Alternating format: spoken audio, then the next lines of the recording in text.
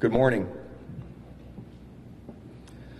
My name is Jeremy Ron. I'm the Public Information Officer for Incident Management Team 2, as well as this complex we're on, the LNU Lightning Complex.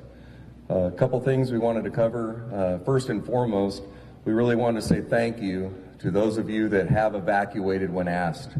I know over the past few days we've been really stressing on the people that have not evacuated or trying to re-enter areas, but we just wanted to make sure and express our thanks to those of you that have evacuated.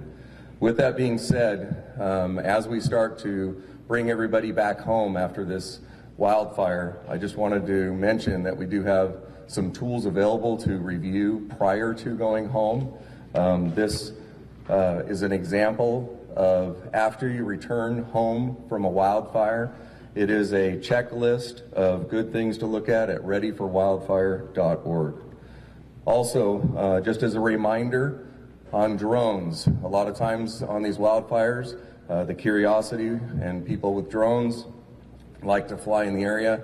As we've discussed on this incident, waiting to the opportunity to get our aircraft in the air. If drones are flying, we can't. So please, as a reminder, do not fly any drones in any area of a wildfire. Specifically for this incident, we have our 24-hour information line available at 707-967-4207. Now I'd like to invite up our Operations Section Chief, Chris Waters, for an update.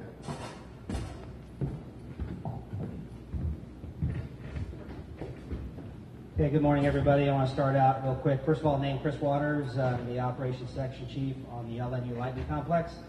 I do an operational update. I'm going to start off with an orientation. The LNU Lightning Complex is broken into two zones. You have the west zone, that's from the Pacific Ocean to the Sonoma County line. You have the east zone, which is from the Sonoma County line to the Central Valley. Start off with the Myers Fire. Myers Fire is 95%, 97% contained. Highway 101 is open, and repopulation and all those other activities are in process. We talk about the Walbridge Fire. Walbridge Fire is in the Guerneville area, between just north and west of Guerneville. Redwood, very heavy fuels, steep terrain, difficult access, and numerous structures, and we still connecting the dots.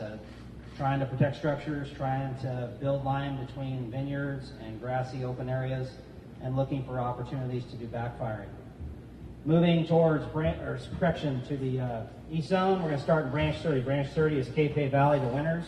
We're going to mop up patrol, and we're starting to pick up our hose and bring back all the materials that we use to fight fire. From Winters down to Vacaville, Solano County, the Vaca area, Pleasant Valley Road, we're still continuing to mop up, doing calls for service and doing some additional mop up and patrol and getting ready for repopulation operations. From Fairfield north to Atlas Peak, working on repopulation and cleaning up a lot of our resources that we utilize to extinguish the fire, and then continuing to prepare the area for repopulation. Basically, Atlas Peak up to about Calistoga, or just above Calistoga in the Angwin area. More resources, mop up, patrol, starting to haul back materials. And then we get to the highest priority of the fire, which is Branch 20, which is the northwest portion of the fire, which is from basically Palisades all the way up to Middletown. This is the highest priority of the fire and the last piece that we have to pick up. Last night on the north end, up by Middletown, we started firing, using backfire to come south and to tie into work that's right above Calistoga, and then working down to finish tying in this area above Schwartz Creek, using bulldozers, hand crews, backfiring, and engine companies, of course, to try to tie this fire. And this is kind of the last, most difficult piece of this fire, and we're hoping that today, with the break in the weather the last 2 days, that we get that opportunity to do so. Thank you.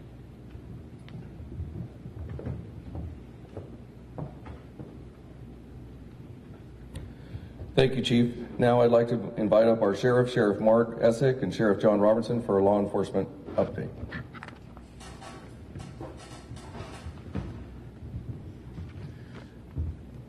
Good morning. I'm Sonoma County Sheriff Mark Essick. I'm here today with my colleague, Sheriff John Robertson from Napa County. And we're here to just give you a quick update on evacuations. Your sheriffs departments in this area, working with CHP and with CAL FIRE. We continue to work closely with our partners in these evacuation zones to keep you safe and keep you out of those evacuated areas so that our firefighters can get in there and do work. We are working on a repopulation plan and a re-entry plan. Our overall hope is to get you back home quickly and safely. Your safety is paramount to us, and that's the most important thing. We ask for your patience as we go through this repopulation stage and re-entry stage. It is still a rapidly changing and progressing environment with the fire, and so we don't want to get hopes up and make promises we can't keep, and that is would be detrimental to the entire process. So please bear with us in your patience as we start to work with CAL FIRE to repopulate areas.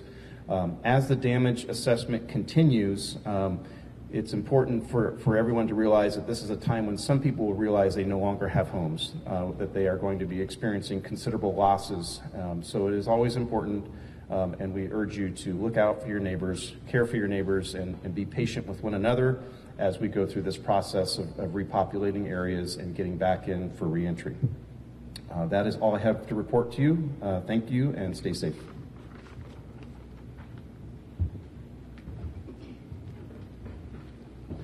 Thank you, Sheriff. Now I'd like to invite up our unit chief, Chief Jones.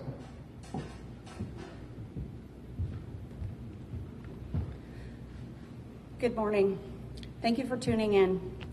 So we got some positive news today in regards to the fire, and some places are repopulating, which is amazing news. From the beginning, our resources have been limited, but we are starting to get a lot of resources coming into the fire, and that's continuing, and that's been extremely helpful.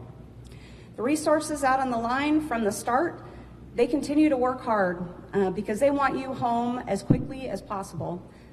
Their safety, your safety is our #1 priority. So please, I ask that you be patient. This incident is very dynamic. So as you just heard on the briefing, some parts are in mop-up and patrol. So that the black line that you saw on the map, that means those areas are secured, but we're still monitoring. Other areas have active fire. That means that you'll still see smoke, there'll still be flames, there'll still be folks that'll be evacuated in and out of the area. So I ask you to, there's a lot of information flowing from east to west, north to south on this incident, and each part is dynamic. I ask you to please tune in to reputable sites for information. You can go to fire.ca.gov or to your county's local emergency email or website to get current information. We're all working together, both law enforcement, our counties, all of our fire folks, to get you the most current information and keep you abreast of the communications. I also want to remind you that it is fire season, as you all know, but once this fire's done, we still have a very long time to go. We are in the middle of peak fire season. That means that you need to have a plan, you need to be prepared. And I ask you to please, if you haven't done so, go to readyforwildfire.org and see how you can do your part to prepare to help us help you in case of an emergency. Thank you all.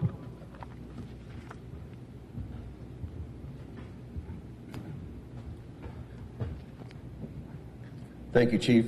Now I'd like to invite up our Incident Commander, Chief Kavanaugh. Good morning, and thank you for joining us again for these news briefings and updates on the LNU Lightning Complex. This morning, real quick on the statistics that I've been doing every morning, we are sitting at a total of 352,913 acres this morning, 27% containment. As we move for the east zone over here on the Hennessy Fire is at 296,050 acres, 29% contained. And over in the west zone on the Wallbridge Fire, it's roughly 54,503 acres, 17% contained. Myers Fire is still, we have that one really good, so it's 2,360 acres, 97% contained. We feel really good about the Myers, and every day that'll continue working towards getting 100% containment on the Myers Fire. On personnel, Chief Jones just alluded to, we are looking good on and where we're standing with all the resources we have and coming in. We're sitting with 304 fire engines, 50 water tenders, 12 helicopters, 18 crews, 41 dozers, for a total personnel of 2,194. So as you can see from the last really after 5 days, we have had a substantial increase in the resources that we're having here on the LNU complex, and we really appreciate that. From the operational update that we have from Chief Waters, we're optimistic about everything that's taking place here on the complex. With that, though, we still have some troubled areas that we're still dealing with, and we have still evacuation orders in place. We're lifting some evacuation orders as of today also, so it's very dynamic and changing, especially with the fire behavior. As I've been talking about every day with the weather, when the weather picks up or the skies clear in the afternoon, that's when our fire activity picks up in the afternoon, and causes some issues in some of those areas. With that, though, coming into the incident in the next few days, I think is important. We are scheduled here to receive 12 National Guard hand crews with roughly 250 people assigned to those hand crews. We're still working on the estimate which day they're going to be here, but hopefully by the end of the week, we'll have those hand crews in helping here on the LNU complex.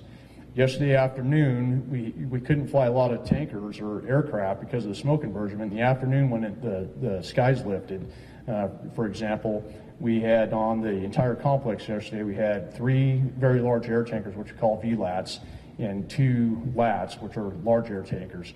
In a couple of hours yesterday on the entire complex, they dumped 87,000 gallons of retardant on the entire complex. To date, as of this morning, we're up to 2.8 million gallons of retardant has been dumped on the LNU complex across the entire, on all the fires that we've had combined from the very beginning, from just 9 days ago or 8 days ago when this started. So we're feeling good. We're getting those resources in. Damage assessment is continuing. That's an ongoing process. Like I've talked yesterday, the data that has to be collected, we want to make sure it's validated. We're in multiple counties and trying to make sure we get the right information to get to those counties for the proper reporting for damage assessment, and then also back to the repopulation. There is going to be repopulation that's going to take place today, as I stated, and that's a good thing. We want to get people back in their homes as quick as possible. One thing I would like to take just a moment here is I'd like to give the cooperation and communication is huge. Keep saying that. I would like to really give a special thanks to all the law enforcement and utilities, the companies that are out here. This morning in the operational briefings, there was a stand-up clap for all the law enforcement agencies. We were dealing with 6 counties, multiple law enforcement agencies that we were doing. And the job that they do, it's in the background. They're not really seen out here in front. You see the red fire engines, but we can't do this without law enforcement. We can't do it without the utility companies. That is how we get people back in their homes. That's how we get people evacuated. But the big thing is getting those people back in their homes. So I personally, from the team, from Chief Jones, we want to thank the utility and law enforcement. Thank you very much. Correction. Yeah, I would like to ask, is there any questions? I'm sorry.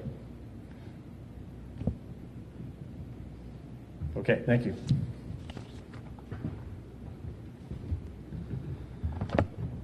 Thank you, Chief.